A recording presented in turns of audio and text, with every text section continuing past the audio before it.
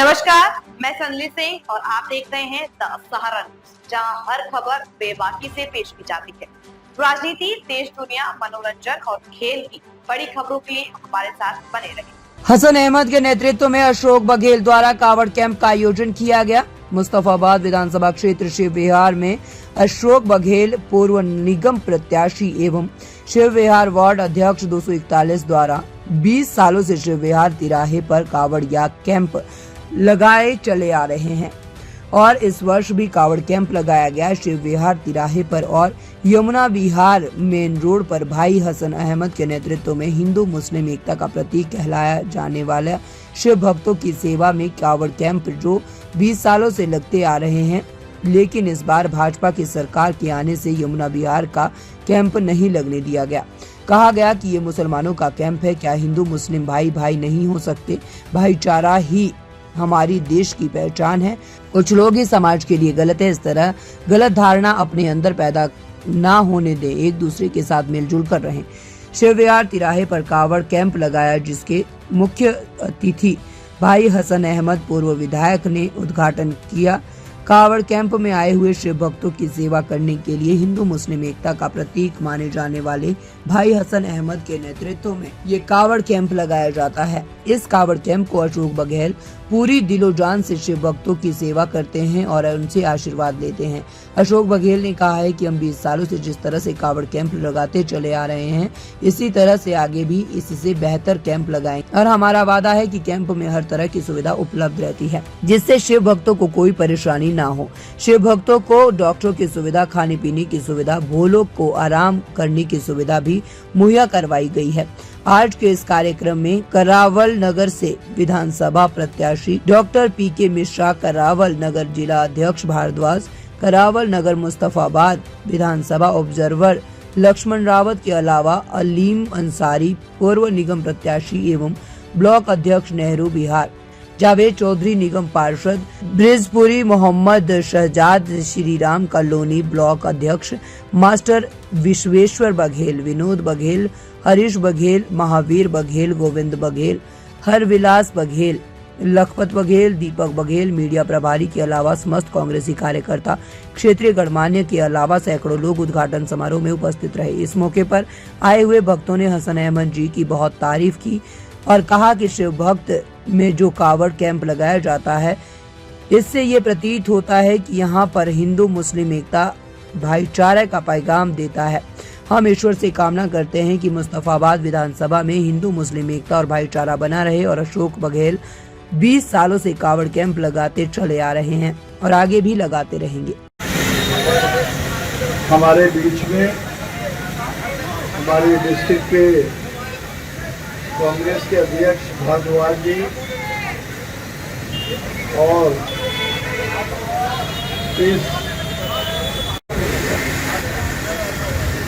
जो होर्डिंग लग रहा था भाई देवेंद्र यादव जी का बुराड़ी विधानसभा में शायद, या तो वहां कोई उतार रहा है, उसको पुलिस वाले उतार रहे हैं। तो आदेश भाई आपने डाला वो, तो बताइए ऐसे लोग हैं कि हमारे होर्डिंग उतारे, वो भी हम भोले की सेवा कर रहे हो।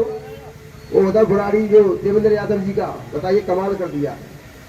तो पहले तो कभी ऐसा सुना नहीं था, देखा नहीं था, लेकिन अब ऐसी सरकार है जो सेवा कर रहा है, उनके खिलाफ काम कर रहे हैं। अब भाई इम्तियाज प्रधान जी, आप भी जो सब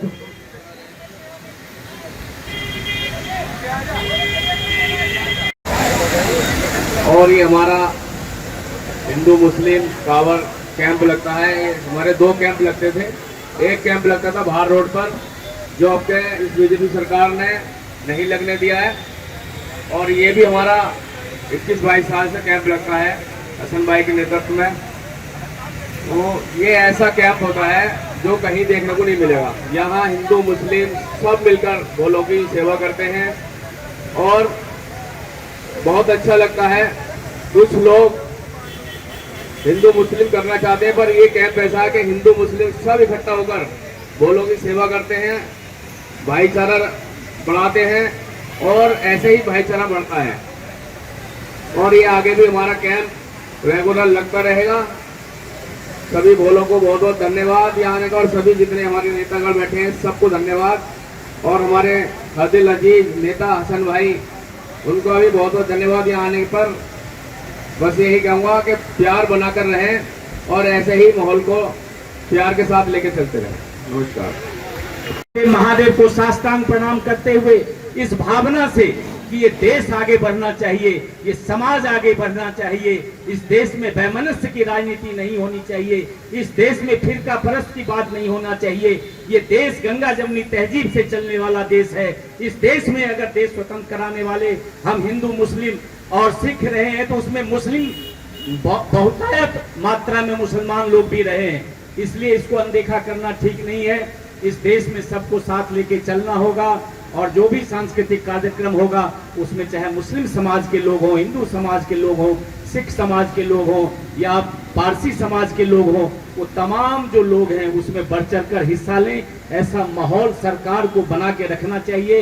आज मुझे कहते हुए दुख हो रहा है कि जिस जमुना विहार के अंदर आदरणीय बड़े भाई हसन अहमद साहब ने पिछले 20 वर्षों से उस कैंप को सेवा का रूप दिया था, आज सरकार ने किसी न किसी कारण से, कि चूंकि ये मुस्लिम समाज से आते हैं, अब हसन भाई का जो कद है, जैसा वो बता रहे थे अमरनाथ यात्रा की बात, और ये बात सच है कि आज जिस राम की हम पूजा करते हैं, माता रामो मत पिता रामचंद्र, स्वामी रामो मत सखा रामचंद्र, उसी राम की नगरी में जो फिरोजपुर है वो क्या है, राम की नगरी अवध के बगल में, उस जगह पे जो सारी भगवान राम और सीता की जो पोशाक बनता है, जो वस्त्र बनाया जाता है, वो पोशाक कौन बनाता है?